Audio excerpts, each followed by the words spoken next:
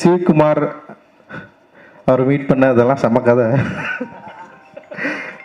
Okay, அவர் படம் பண்ண மாட்டேன்னு ஓட்டார். ஓடினவர் வந்து அவர் ஏதோ ஒரு படமாக நான் வந்து போய் ட்ரை பண்ணுறப்போ பேசிட்டே இருந்தோம், ரொம்ப நாள் பேசிட்டே இருந்தோம். படம் பண்ணலான்னு சொல்லிட்டு அட்வான்ஸ் மட்டும் தரமாட்டேன்றாரு. ஆனால் நல்லா இருக்குது, படம் பண்ணலான்னு சொல்லிட்டே இருந்தார். அப்புறம் என்ன பண்ணாருன்னா, ஏதோ ஒரு படம் போயிட்டு ப்ரிவியூ பார்க்க போயிட்டார்.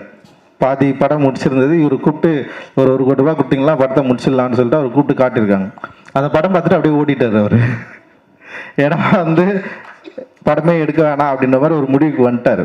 வந்ததுக்கப்புறம் நான் என்ன பண்ணேன்னா, என்னடா இவர் வந்து படம் பண்ண மாட்டேன்றாருன்னு சொல்லிட்டு மோசஸ்ன்னு என் ஃப்ரெண்ட் ஒருத்தருக்கான், இப்போ படம் பண்ணுறான், என்னோட அசிஸ்டன்ட் டைரக்டர் தான். நானும் மோசஸ் என்ன பண்ணேன், எங்களுக்கு தெரிஞ்ச இங்கிலீஷில் ஒரு லெட்டர் எழுதணும்.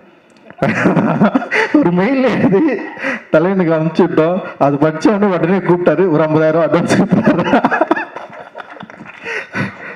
அவ்வளோ கான்ஃபிடண்ட்டாக ஒரு மெயில் அனுப்பிச்சோம். ஸோ அந்த மெயிலேருந்து எது ஃபுட்பால் இருக்குது, கிக் அடிக்கிறதுக்கு நான் ரெடியாக இருக்கிறேன், கிரவுண்டு தான் இல்லை, அந்த கிரவுண்டை ரெடி பண்ணி கொடுங்கன்னு சொல்லிட்டு அது மாதிரி ஒரு ஒரு ஒரு லெட்ரு ஒன்று அந்த மெயில் பண்ணோடனே வந்து உடனே கூப்பிட்டு வந்து அட்வான்ஸ் கொடுத்தாரு. அப்படி தான் எங்கள் லைஃப் வந்து ஆரம்பிச்சது. அந்த